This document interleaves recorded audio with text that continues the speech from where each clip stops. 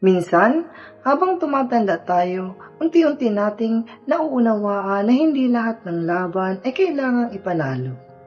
May mga pagkakataon na mas mahalaga ang kapayapaan kaysa pagiging tama.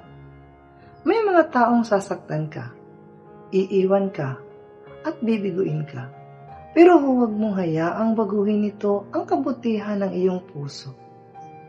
Patuloy kang maging mabuti, patuloy kang tumulong, at patuloy kang mangarap.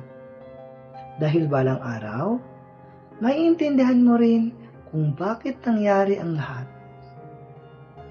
At kapag dumating ang araw na yun, mapapangiti ka na lang at masasabi mo, "Salamat buhay, marami akong natutunan."